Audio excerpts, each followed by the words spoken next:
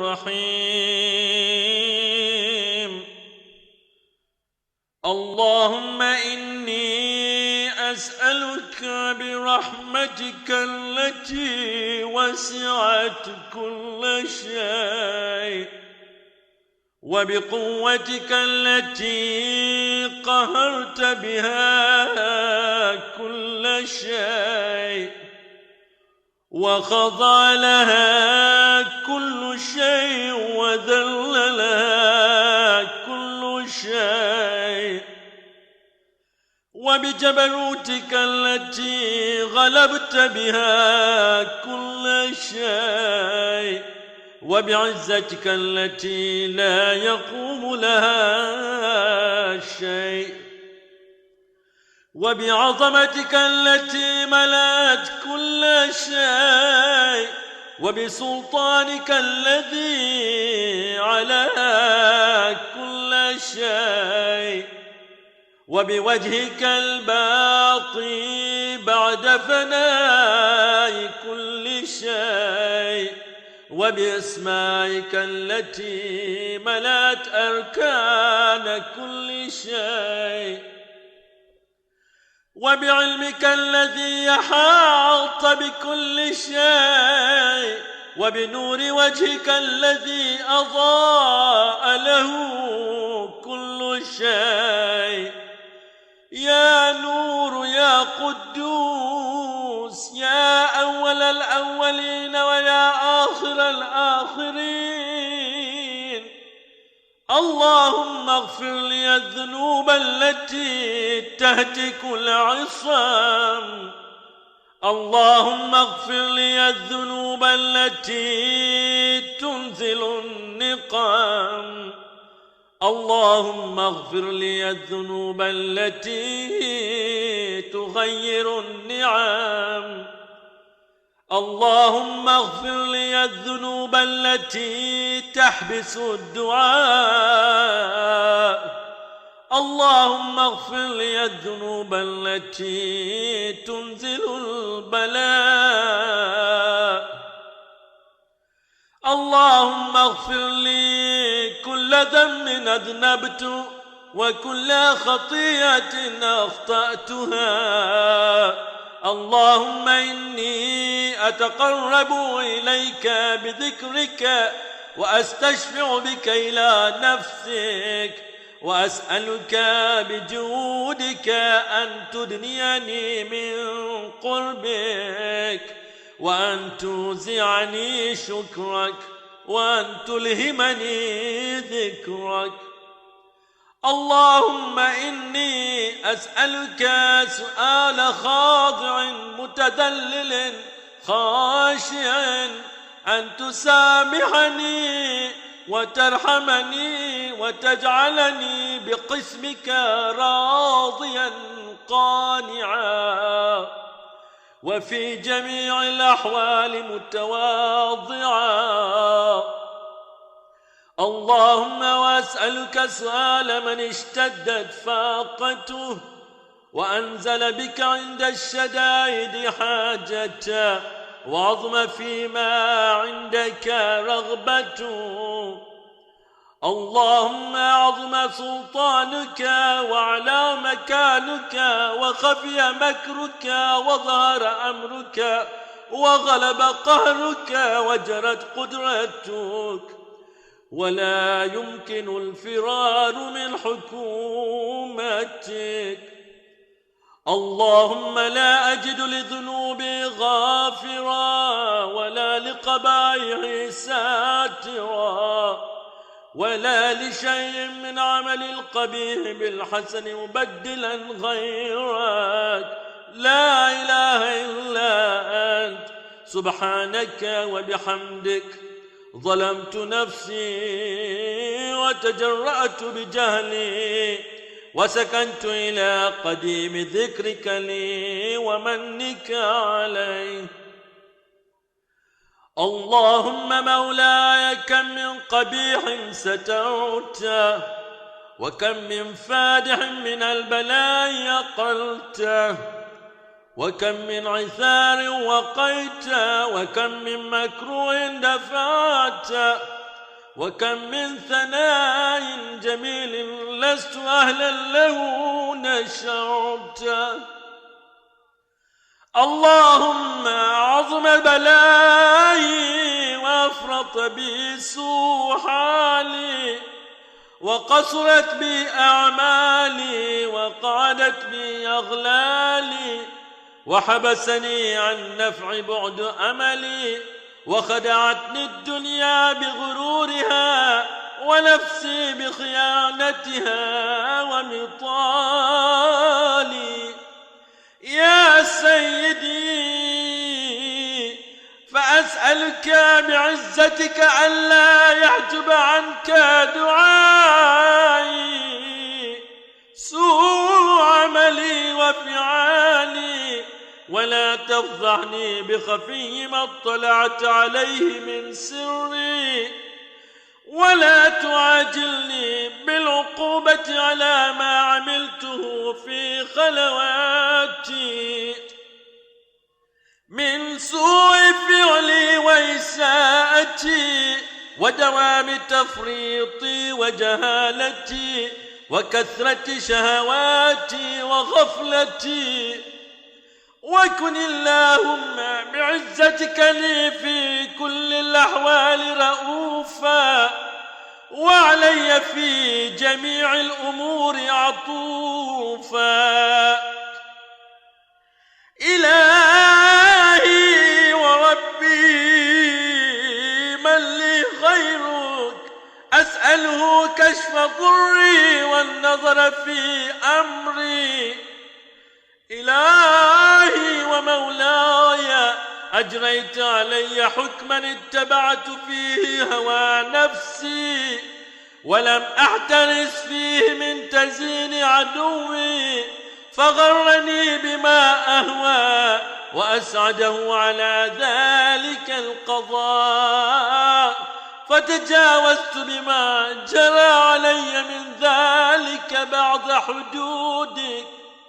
وخالفت بعض أوامرك، فلك الحمد علي في جميع ذلك، ولا حجة لي فيما جرى علي فيه قضاؤك، وألزمني حكمك وبلاؤك. وقد أتيتك يا إلهي بعد تقصيري وإسرافي على نفسي، معتذرا نادما منكسرا مستقيلا مستغفرا منيبا مقرا مذعنا معترفا، لا أجد مفرا مما كان مني، ولا مفزعا أتوجه إليه في أمري غير قبولك عذري وإدخالك إياي في السعة من رحمتك. اللهم إلهي فاقبل عذري وارحم شدة ضري، وفكني من شد وثاقي. يا رب ارحم ضعف بدني ورقة جلدي ودقة عظمي، يا من بدا خلقي وذكري وتربيتي وبري وتغذيتي. هبني لابتداء كرمك وسالف برك بي يا إلهي وسيدي وربي. أتراك معذبي بنارك بعد توحيدك، وبعد ما انطوى عليه قلبي من معرفتك، ولهج به لساني من ذكرك، واعتقده ضميري من حبك،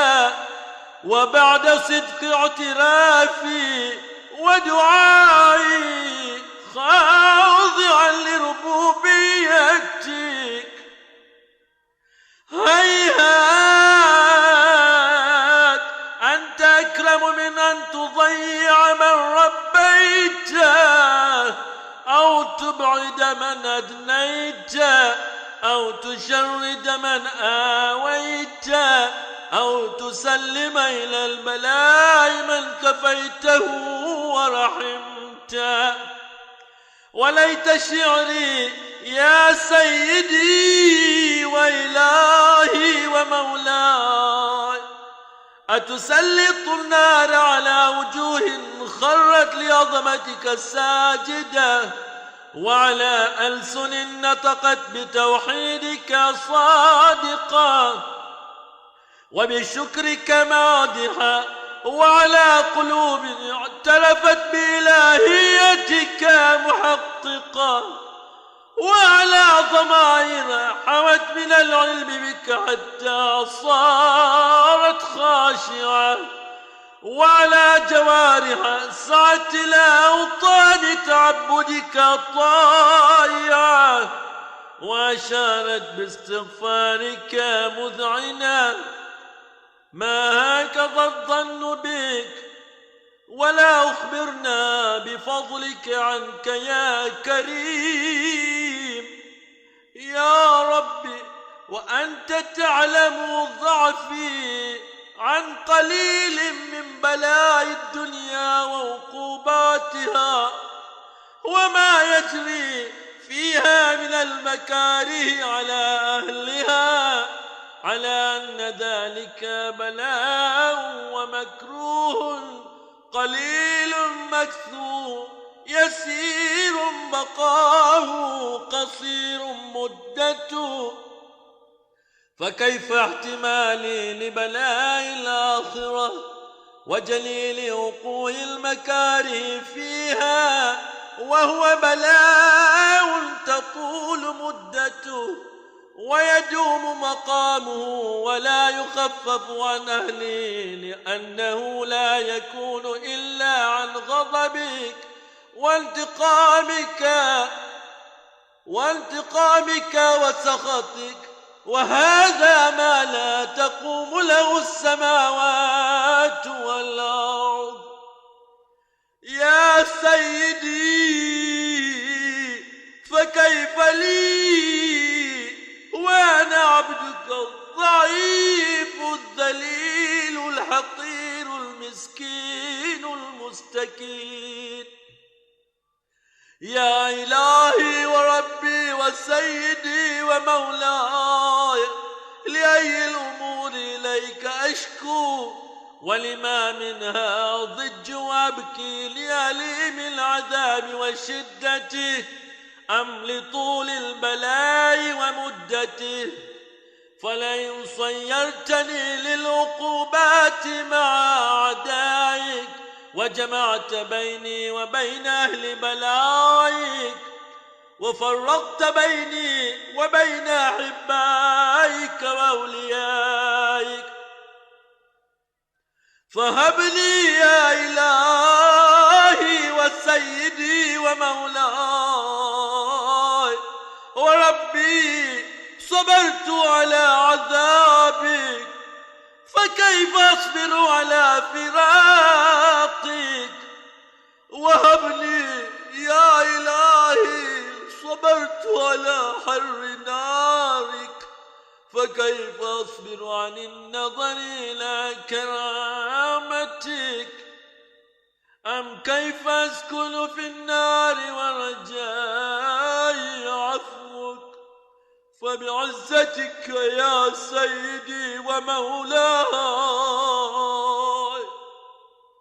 أقسم صادقا لئن تركتني ناطقا لأضجن إليك بين أهلها ضجيج الآملين، ولأصرخن إليك صراخ المستصرخين، ولأبكين عليك بكاء الفاقدين، ولأنادينك أين كنت يا ولي المؤمنين؟ يا غاية آمال العارفين، يا غياث المستغيثين، يا حبيب قلوب الصادقين، ويا إله العالمين، أفتراك سبحانك يا إلهي وبحمدك تسمع فيها صوت عبد مسلم سجن فيها بمخالفته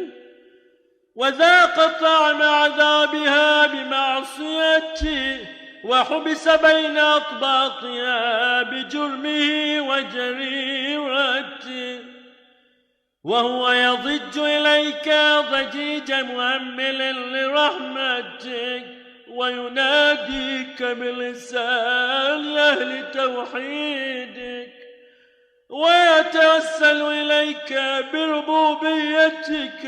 يا مولاي فكيف يبقى في العذاب وهو يرجو ما سلف من حلمك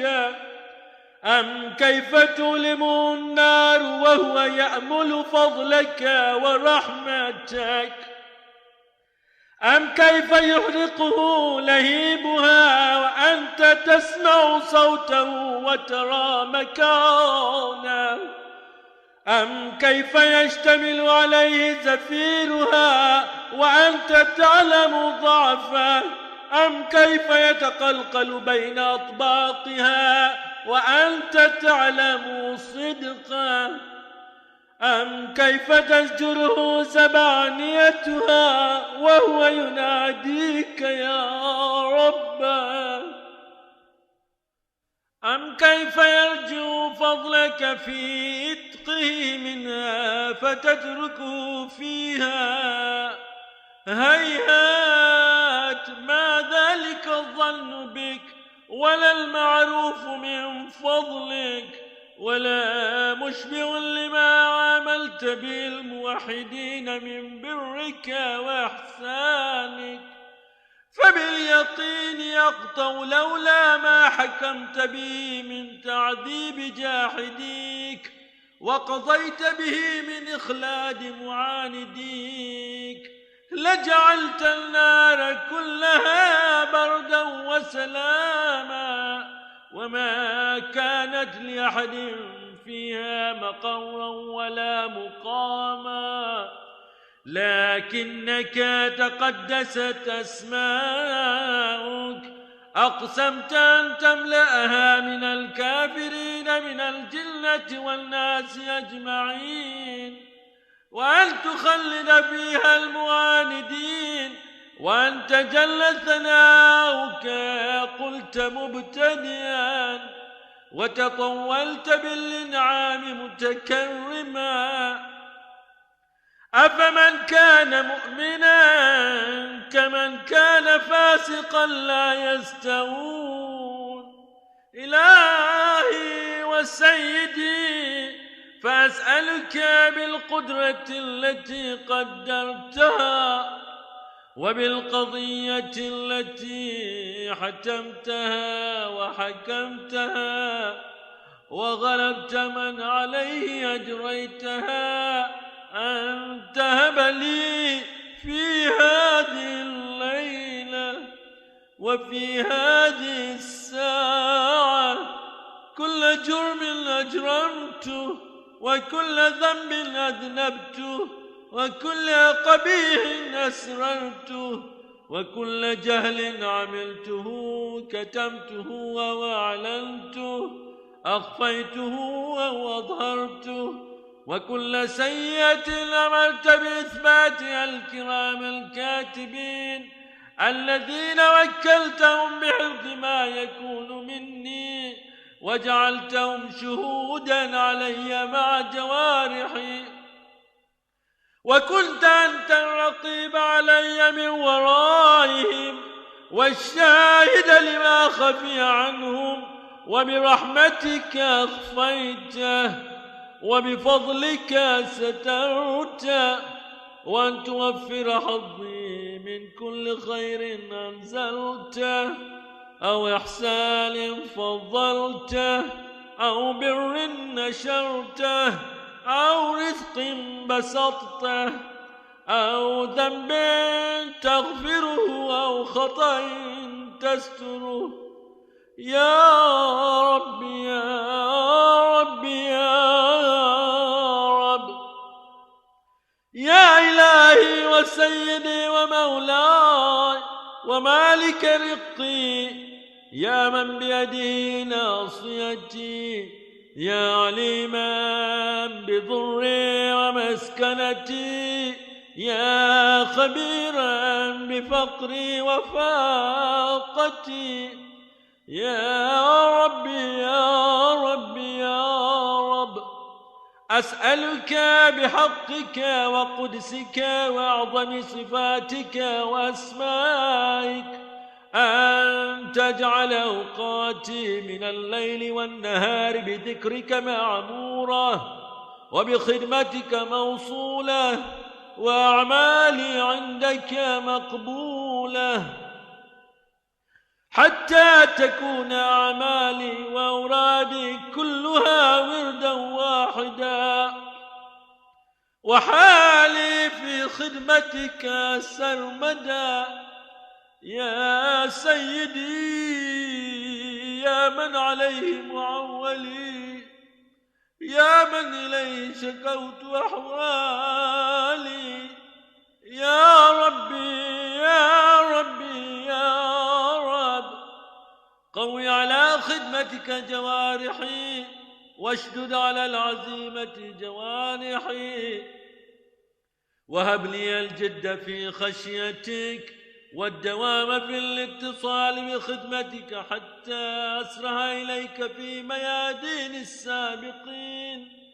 وأسرع إليك في البارزين، وأشتاق إلى قربك في المشتاقين، وأدنو منك دنو المخلصين، وأخافك مخافة الموقنين، واجتمع في جوارك مع المؤمنين. اللهم ومن أرادني بسوء فارد، ومن كادني فكد، واجعل لي من أحسن عبيدك نصيبا عندك، وأقرب منزلة منك، وخصم زلفة لديك، فإنه لا ينال ذلك إلا بفضلك، وجد لي بجودك، واعطف علي بمجدك، واحفظني برحمتك، واجعل لساني بذكرك لهجا، وقلبي بحبك متيما، وملن علي بحسن إجابتك، وأقلني عثرتي، واغفر زلتي، فإنك قضيت على عبادك بعبادتك، وأمرتهم بدعائك، وضمنت لهم الإجابة. فإليك يا ربي نصبت وجهي، وإليك يا رب مددت يدي،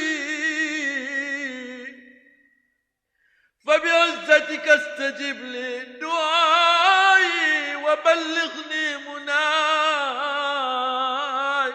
ولا تقطع من فضلك رجائي، واكفني شر الجن والإنس من أعدائي، يا سريع الرضا اغفر لمن لا يملك إلا الدعاء، فإنك فعال لما تشاء، يا من اسمه دواء وذكره شفاء وطاعته غنى. ارحم من رأس ماله الرجاء وسلاه البكاء، يا سابغ النعم، يا دافع دافع النقم، يا نور المستوحشين في الظلم، يا عالما لا يعلم، صل على محمد وآل محمد وافعل بما أنت أهله. وصلى الله على رسوله والأئمة الميامين من آله وسلم تسليما كثيرا. اللهم صل على محمد وآل محمد.